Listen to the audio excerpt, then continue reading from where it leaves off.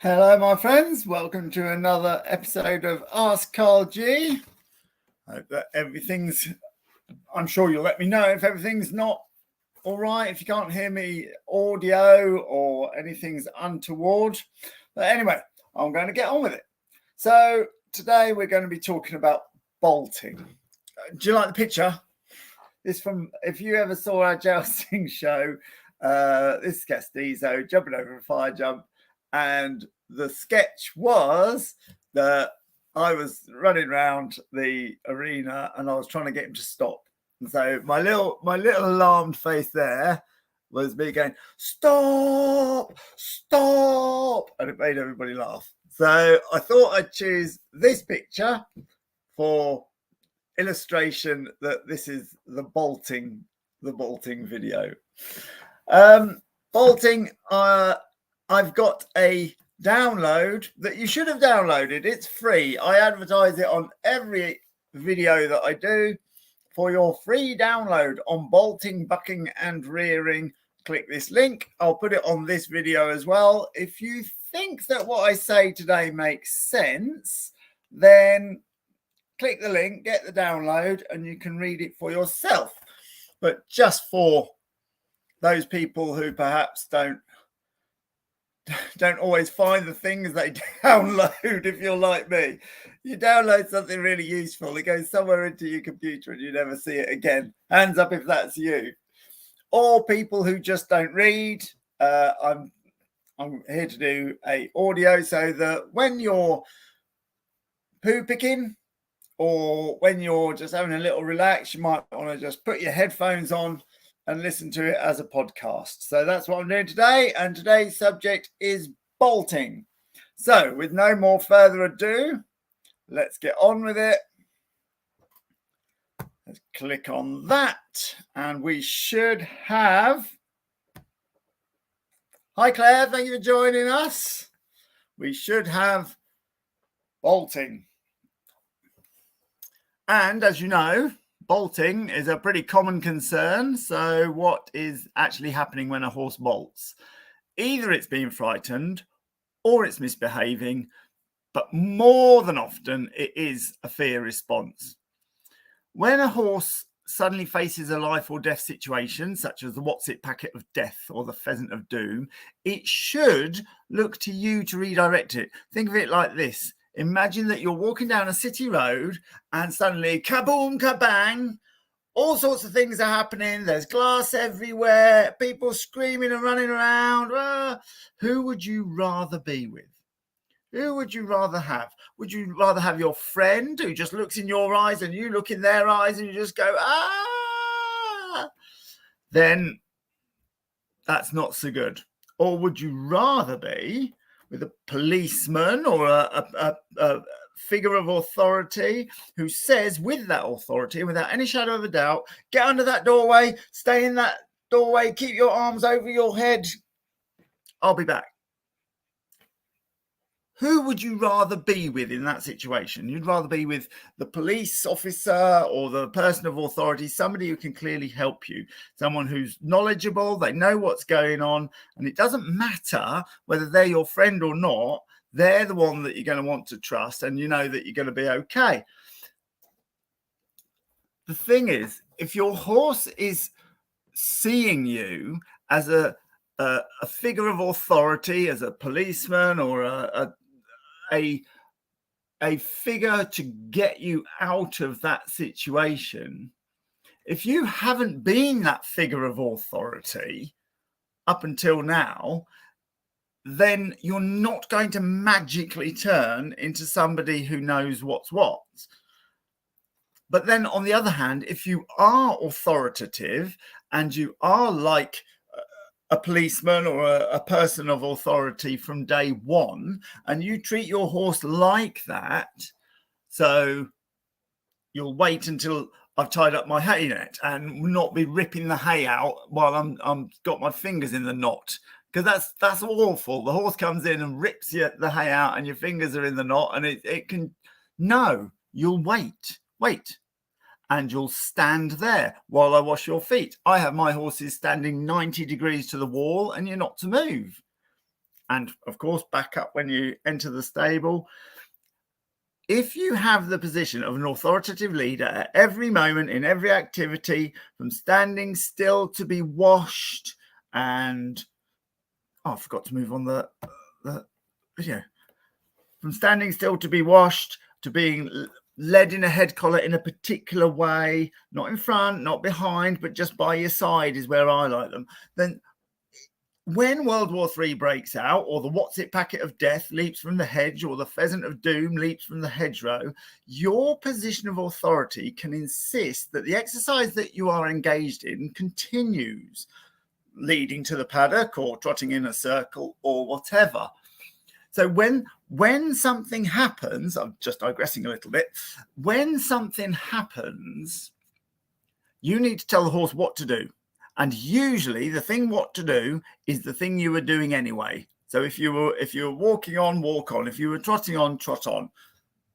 Because you're the one that understands.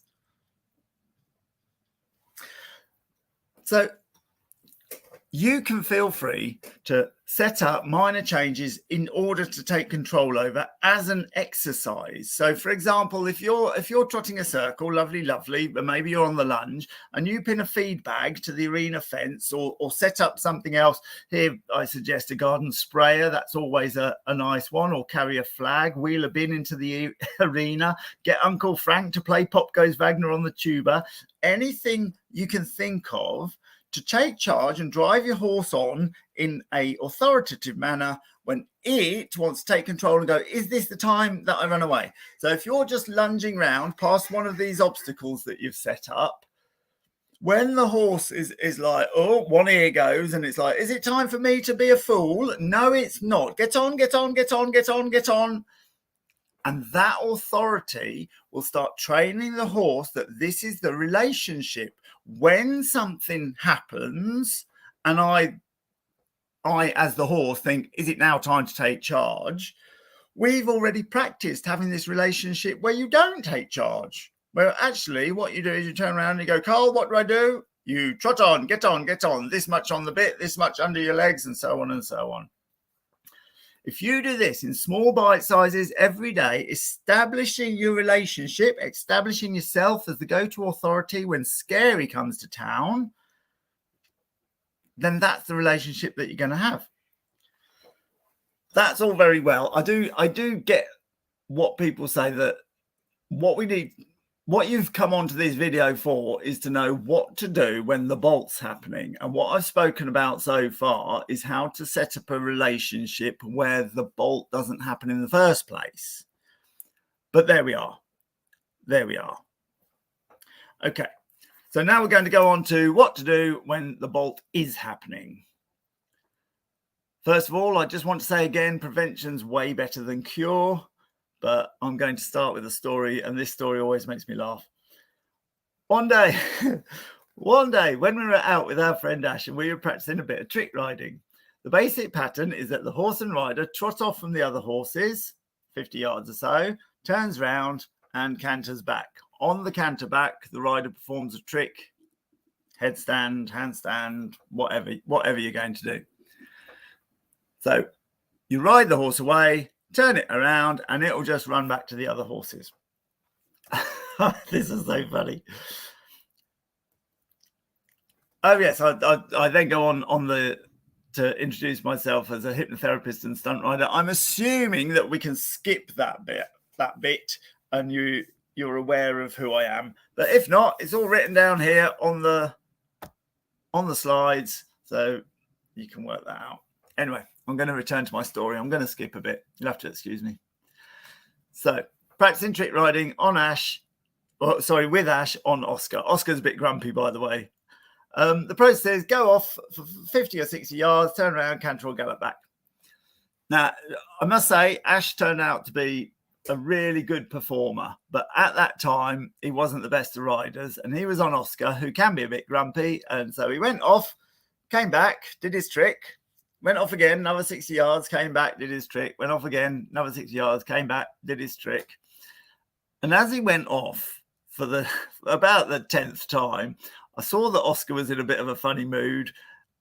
But anyway, Oscar went away from the horses much more enthusiastically than normal, and that turned into a little canter. And anyway, instead of stopping at the 60 yards, Oscar just carried on doing a little canter and a little bit faster. And he got further and further away and went faster and faster. And he went all the way. And this was a big field. This is if you've been here, if you've been doing the horse archery, you know how big a field.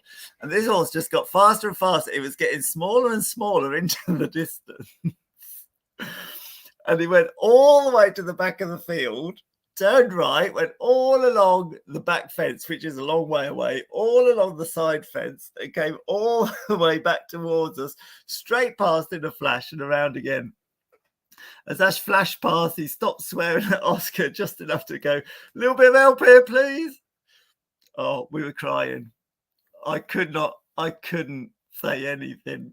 He went round and round and round, and every time he zoomed past, he went, "A little bit of help." Eventually, of course, Oscar had his fun and his exercise for the day and came back quite happy. So time for a bit of overdue bolting advice that I should have given Ash. And there you are. But if it helps, I gave him the advice after the horses stopped running around. Okay, so what to do in a bolt? This is what I told Ash. Back to basic biology. The bit fits in the interdental space in the horse's mouth where there's no teeth. When a horse bolts, usually, but not always, fair enough, but often, most of the time, the horse will put its head in the air and then bolt. When the horse puts its head up, the bit, which should be giving the signal through the bars, that's the gum part in the toothless area, when the horse puts its head up, then the bit goes along the space and pulls against the molars. That's why the horse is put, when people say, he took the bit in his teeth, he just lifted his head so that all the signals that should be going on to the bars don't. And those molars are like bricks. You can pull against them as hard as you like. The horse has got its head in the air. Quite often the rider's a bit frightened with their hands in the air as well. And they're pulling the bit against the teeth, which just, you could pull forever. And that's never going to happen. But anyway, it's not going to stop.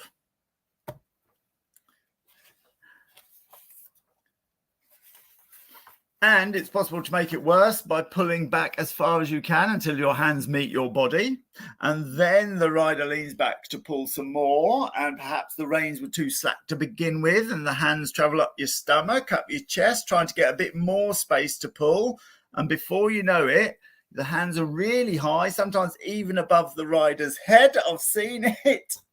I can't help laughing because I'm remembering that moment. I had a Sikh gentleman who he finished his horse archery run and he was in the whitest of white gear, and it was on Jupiter, and I don't know why he just got to the end of the run and then kicked the horse to keep going, and so the horse was like, "Oh, we're going," and off it went. And it came flying down the field, which is only a gentle slope. But this guy pulled back till he met his belly, leant back to get a bit more of a pull back. His hands went right up his chest, across his face, over his turban, and then was absolutely straight in the air. And in this white costume, sorry, I shouldn't call it a costume, but anyway. And the end shot is that the horse ran straight to the water trough and turned left, and he went straight in the water trough. So there you are. So yeah, back to the script. Sorry, everybody. Rider with hands high above the head, horse with the head in the air, everything up, up, up. Absolutely no chance of the horse stopping. No signals going through to the bars of the mouth. Just pulling against some molars the size of bricks and zooming off into the distance. Well, it's not going to end well, is it?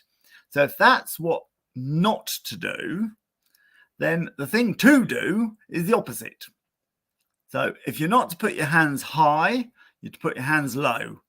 Keep the contact with the horse's mouth where there can be a signal. Even if the horse isn't going to take notice of it, at least you're there. Your hands are down, your hands are low. We need to get the horse's head down to get the bit of the reins, acting where it should be. And then once the horse's head is down and we're against the bars and it can actually feel these signals, then we'll be able to squeeze and relax, squeeze and relax. The signal is saying, slow down, slow down, slow down. I've got some questions here. Should we be looking at the actual document page rather than at Karl? Yes, you should. So that you can zoom in if you want to and do that. Ideally, you're going to download it and read it yourself. But there you are. We live in hope.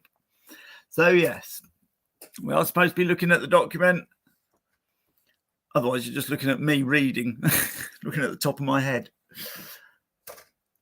So the signal needs to be given from down low. Squeeze and relax, squeeze and relax, squeeze and relax. Your hands need to go as low as possible. Pass your knees if you have to. Now, that's not my riding advice, but it is what I say. I get my hands as low as possible, sometimes extended down past my knees because I have to get that horse's head down. And then I'm free to draw my hands back on the sides of my own body, past my hips, and I could actually extend my arms backwards all the way back. And I don't encounter my own body and then have to start lifting my hands because my belly and then my chest and then my head's in the way. Possibly the motion of lowering the horse's head might induce a submission and bring the horse back under your control, possibly. It wouldn't bring a grumpy horse like Oscar back. So then what I can do with the head low and the reins and the bit where they should be and us going forwards, I can now try to convince the horse that I'm in control. I know that I'm not in control, but I'm going to try and convince the horse that I am. Obviously, a battle of strength with the horse isn't one that I'm going to win. So I'm going to pretend to the horse that this motion forwards is what I want. With every movement of my body, instead of desperately trying to battle to stop, I'm going to push on. With my body, my legs, my hips, my abdomen, I'm going to push the horse forwards, pushing on, moving to convince the horse that I've deliberately asked for and am maintaining this forward pace. So as far as the horse knows, I've agreed with this whole idea and I'm going, get on, get on, get on, get on, get on. If we're approaching a fence or a boundary, I'll act as if I intend to choose the direction on a suitable curve and carry on. I'm just going to digress again here. I know what it's like. You can see the fence coming up. You're in a bolt and you're like, oh my God, are we going to go left or right? Well, before we come to making that decision, I'm going to make the decision and I'm going to start turning the horse as if I intended this all the time. What's the alternative? Hope that the fence is going to stop the horse? Well, it might, or the horse might jump the fence or go left or go right or go left, go right, go left. No, left, right. We don't know. And then you're off, aren't you? It's going to choose one direction or another, just like I was talking about that Sikh gentleman who ended up in the trough. Oh, funny. Okay, so the important thing is that I need to take control. We are approaching the fence. There's nothing much I can do about it apart from choose a direction, force the horse to go that direction as if I was in control. Okay, so as far as the horse is concerned, I'm choosing to go flat out. Get on, get on. I'm choosing a nice curve to the left, or come hell or high water, we will go left with a proper bend. Thank you. Moving my legs, moving my hips, everything. Drive on, drive on. So in this way, I'm taking control of the action and leading the dance. It puts me in the best relationship to push the horse forwards through the transition from a gallop into a fast rolling canter. So we're already galloping. I'm telling the horse I'm in charge. I'm in charge. I'm in charge. I've told the horse I'm in charge of the direction. I'm in charge. I'm in charge. Now I'm going to tell the horse I'm in charge of the pace. And we're going from forward gallop to forward canter, forward, get on, get on, get on, get on, get on. And loads of times this has actually fooled the horse into thinking, oh, he's asking for this. And I've pushed the horse forwards into a controlled canter. This is This is the key. You've led the dance. Initially, the horse was leading the dance. So I don't know if you've ever, when you were, I've digressed again. When I was a kid, stand on my mum's shoes and she'd lead a dance. She'd be teaching me how to dance when I was a kid. And then she'd get me to lead. Now, you wouldn't have noticed who was leading in the dance, but sometimes I was, and then I get lost, and then my mum would put me right, and there we are, and that was it. That's what we're doing. The horse has led the dance to start off with. I'm going to match its motions with my body, and then I'm going to start leading the dance. So I push forwards into the canter, push forwards into the curve or circles. I thought of something. This is what I'm going to do. We're in a canter now, and we're going to do a pattern that I've written here in a circle, a figure eight, just some exercise. Drive on. And all the time I'm just going, pull and relax with my hands, pull and relax with my hands. So we're going to slow that forward motion with my hands, but it is a forward motion with my hips, with my legs, with my body. Get on. That's right. Get on. And I would carry that. I'd get on. I'd carry that forwards for a while through my transitions, up as well as down. So it might be an ideal opportunity. If this is going well, I've digressed again. If this is going well, that you might go to your canter and then you're slow to your trot. And although you're a little bit scared, you might be like, well, actually, get on into your canter again. That's right. Get on. And then come back to your trot. And get on into your canter again. And then come back into your trot. What you're doing is establishing your relationship as the person that's in control. So, as far as the horse concerned, I've asserted that at no point during this little adventure was I not the one in control. Now, you know that I was out of control at some point, but we're not going to tell the horse that. And I'm certainly not going to tell it to my own primitive brain, the one that's frightened, that I hadn't got control of this. There is the advice that one should pull one rein and spin the horse in a circle. In my experience, this works really well at the beginning. You've got like a second or 2 seconds, maybe 3, while the horse gets going. That's your moment. I've never managed to stop a bolt since. Once it's going, once its head's going up and I'm pulling against those molars, I don't manage to stop them. You might have a different experience. That's fine. Personally, I wouldn't give that advice unless you've got it done, and just as the horse is deciding to take control, that was your moment. I do subscribe to the philosophy that once you regain control, keep going. You might have heard this, that if a horse bolts in the arena, keep going till it's tired. That's worked for me. So I'm just keeping that in as sound advice. Keep going. The horse is, oh, I'm a bit tired. I'd quite like to stop now, but no, you're not stopping. You wanted to run. You're going to run. There we are. Get on. The horse will eventually make the association that when it bolts, it has to run for miles and miles. If we're going to do all the above, now this is quite a good bit coming up. If we're going to do any of this, then we have to be used to the sensation of going flat out at a gallop. There's no way that your first experience or your only experience of going at a gallop is when it's in a bolt, and you're going to have the presence of mind to ignore the fact that you've never done this before and apply everything that I just said. We have to be used to galloping. If you want to be used to bolting, you have to be used to galloping. A lot of people avoid getting used to galloping because it's quite a high hill to climb in terms of confidence, and in most disciplines, it's not really necessary. You're happy in your canters, it's all you need for your activities. Why should I go any faster if I need to? Well, that's why. Acclimatize yourself to the sensations of what it feels like to be in control on a galloping horse that's going flat out. If you've never experienced a flat out gallop, then you could be so thrown from not knowing how it feels, and you're not being aware that even in flat out gallop, you can relax and you don't have to grip with your knees or your hands. You can relax and you can continue to give the correct signals. If you're not aware that you can do that, then it'll be so much more difficult, and you'd have to be so much more braver than I am to encompass all of that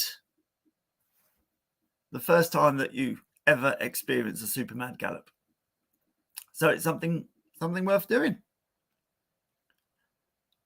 I understand if you don't want to go at a super mad gallop, but it should be your choice, not because you're unable to. Because come that day, you need to have that tool in your pocket. So that's one very good reason to arrange lesson plans and bite sizes to build up your confidence bit by bit and build your ability bit by bit and have that skill under your belt.